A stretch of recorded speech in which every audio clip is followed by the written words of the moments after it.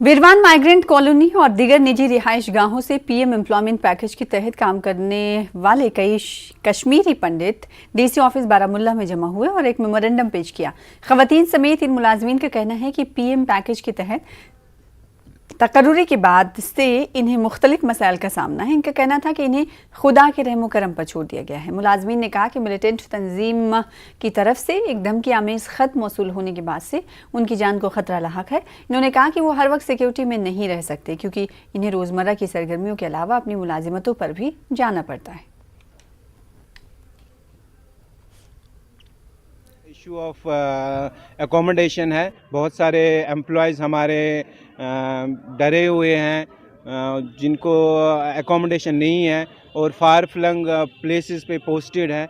उन्हीं का हम निवाला चाहते हैं, उनका हम रिड्रेसल चाहते हैं। ये कुछ लेटर तो आई थी जो सिक्योरिटी फोर्सेस ने रिसीव की थी 12 तारीख को, जिसको रिसीव करने के बाद हमने एसएसपी साहब को वो हैंडओवर किया और हम चाहते हैं कि इसका पूरा इन्वेस्टिगेशन हो। और after receiving that letter and every one of us is very concern. उसमें जो कंटेंट्स है वो सीरियस हैं, ग्रेव है, माइनॉरिटीज़ के ऊपर हमला है। के तर्जुमान अमित रैना का कहना है कि पाकिस्तान नहीं चाहता कि कश्मीरी पंडित वापस अपने आबाई मकाम पर लौटे। पाकिस्तान आलमी सतह पर गलत प्रोपेगेंडा करता है और उनकी हिमायत करने वालों में बरतानवी रुकन पार्लियामेंट तन मंजीत भी शामिल हैं। अमित रैना ने तन मंजीत की हालिया दिनों पंजाब के वजीर आला भगवंत मान से मुलाकात पर सवाल भी खड़े किए।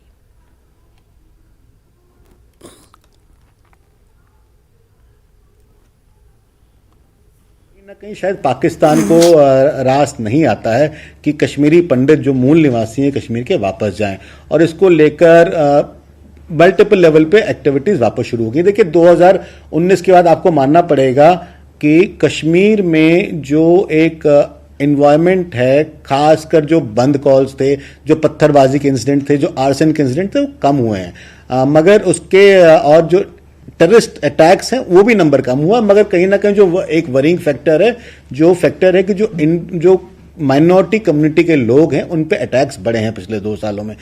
कहीं ना कहीं पाकिस्तान अब ये मैसेज भेजना चाहता है कि कश्मीरी हिंदू समुदाय और कश्मीरी सिख समुदाय वापस कश्मीर आने का प्रयास ना करें, क्योंकि 370 की बात वो पूरे विश्व में लेकर जा रहा है कि जो हुआ है गलत हुआ, और एक फेक नैरेटिव पूरे विश्व में प्रोपोगेट कर रहा है कि कश्मीर में जो हो रहा है वो गलत हो रहा है। और उसको सपोर्ट करने के लिए अनफॉर्चुनेटली कुछ ऐसे लोग हैं जो मूलतः तो भारतीय हैं मगर आज शायद यूके में रहते हैं, जिसमें से एक जाना माना नाम है तन मंजीत सिंह देसी का, जो लेबर पार्टी के एमपी हैं, और उनका एंटी इंडिया स्टैंड बड़ा ही क्लियर रहा है कई वर्षों से। तो 2006 में यासीन मलिक तब तत्कालीन प्रधानमंत्री मनमोहन सिंह से मिले और उसके बाद उनका पासपोर्ट रिन्यू हुआ। उसके बाद पाकिस्तान गए, हाफिज सईद से मिले।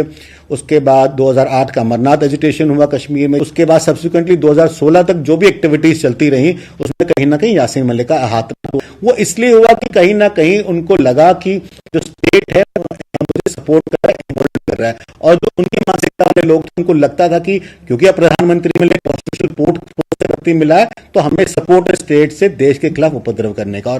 और यही काम कुछ दिन पहले आम आदमी पार्टी की सरकार पंजाब ने किया। उन्होंने तनमनजीत सिंह को बुलाकर उसके साथ एक मीटिंग करी। ऑल जम्मू कश्मीर पंचायत कॉन्फ्रेंस ने एक प्रेस कॉन्फ्रेंस के दौरान माली और चौकीदारों की मसाइल को उठाया। अनिल शर्मा ने कहा कि वजीर आजम से अपील है कि माली व चौकीदारों को मुस्तकिल किया जाए और उनके दिगर मसाइल को हल किया जाए। नरेंद्र भाई मोदी जी जम्मू के अंदर आ रहे हैं, उनसे हमारी पुरजोर अपील है, गुजारिश है कि कम से कम माली कम चौकीदार जो पंचायतों के साथ जुड़ा हुआ डायरेक्ट एक पर्सन है, जिन्होंने अपनी खानदानी जमीन भी दी है, उन शख्स को जो है वहां रेगुलाइज किया जाए, उनकी बायोमेट्रिक की जाए और जितना पुरानी बकाया राशि है उनकी वो उनको बागुजार की जाए। कम से कम इन लोगों को रेगुलाइज किया जाए और इन लोगों की बायोमेट्रिक की जाए। कम से कम इनको किसी खाते में डाला जाए और इनकी तनख्वाह इनके अकाउंट में आ जाए। बढ़ती महंगाई को लेकर नेशनल कॉन्फ्रेंस के यूथ लीडरान ने सांबा में मरकजी हुकूमत के खिलाफ मुजाहरा मुनज़्ज़म किया। एहतजाजियों ने कहा कि कोविड की वजह से लोगों का काफ़ी नुकसान हुआ है। मुल्क में बढ़ती महंगाई ने भी लोगों की कमर तोड़ रख दी है। महंगाई पर काबू पाने में हुकूमत की तरफ से आनाकानी की सूरत में एनसी ने बड़े पैमाने पर एहतजाज की धमकी भी दी।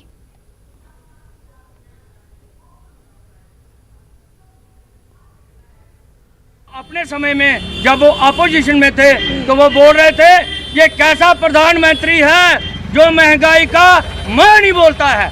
लेकिन माफ करना मोदी साहब, आप भी तो मां नहीं बोल रहे हैं, आप भी महंगाई बढ़ाए जा रहे हैं, बढ़ाए जा रहे हैं, बढ़ाए जा रहे हैं। इससे आम लोगों का जीना महान हो गया है। जिला रामबन में आम आदमी पार्टी की जानिब से एक रोजा कन्वेंशन का इनेकाद किया गया। पार्टी के जम्मू कश्मीर इंचार्ज मनीष सिन्हा समेत बलवंत सिंह मंकोटिया व सेवा सिंह बाकी ने शिरकत की। बाल्ही ने इंतजामिया की जानिब से जलसे की जगह के लिए इजाजत न दिए जाने के खिलाफ सख्त बरहमी का इजहार किया। मंकोटिया ने बीजेपी पर सख्त तनकीद की।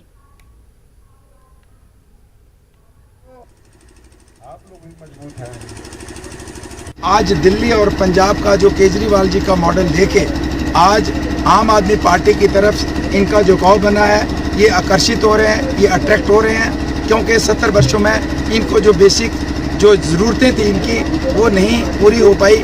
इसलिए केजरीवाल जी ने जो कहा वो करके दिखाया, बाकी पॉलिटिकल पार्टीज और लीडर ने जो कहा वो पूरा नहीं किया। जहांगीर पुरी तशद्दुद के पीछे की साजिश को सामने लाने का मुतालबा करते हुए डोगरा फ्रंट ने जम्मू में एहतजाज किया। मुजाहिरीन ने मामले की जांच कराने की मांग की और दिल्ली के वजीर आला अरविंद केजरीवाल का पुतला भी फूंक दिया। मुजाहिरीन ने इल्जाम लगाया कि दिल्ली में फिरका वाराना तशद्दुद के लिए दिल्ली हुकूमत और आम आदमी पार्टी के कारकुन जिम्मेदार हैं। उन्होंने अखलाक के बुनियादों पर केजरीवाल से इस्तीफे का भी मुतालबा किया।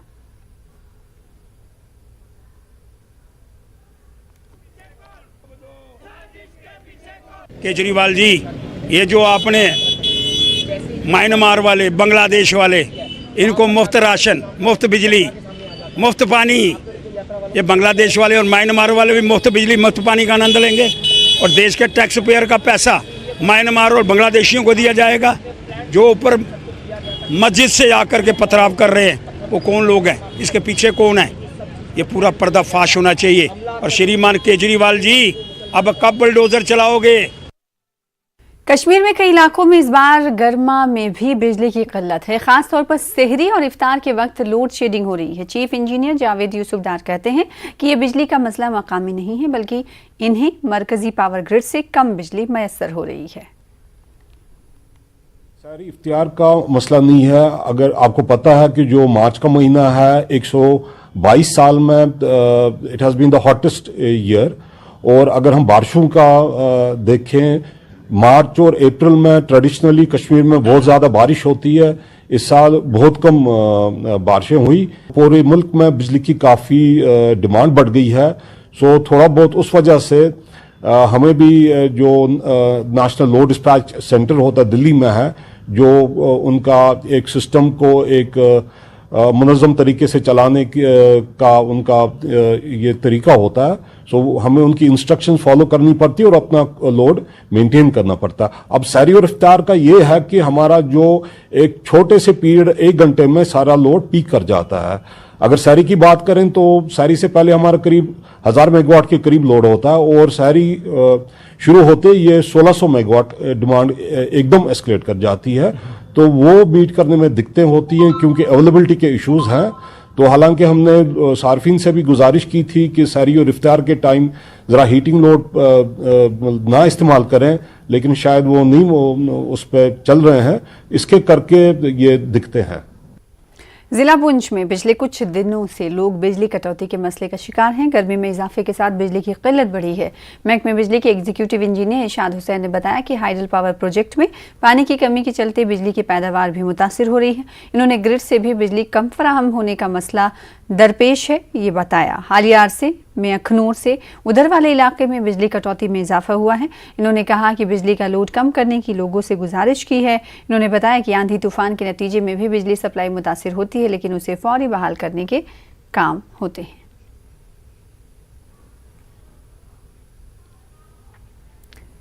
खबरें जारी रहेंगी, रुकेंगे छोटे से ब्रेक के लिए।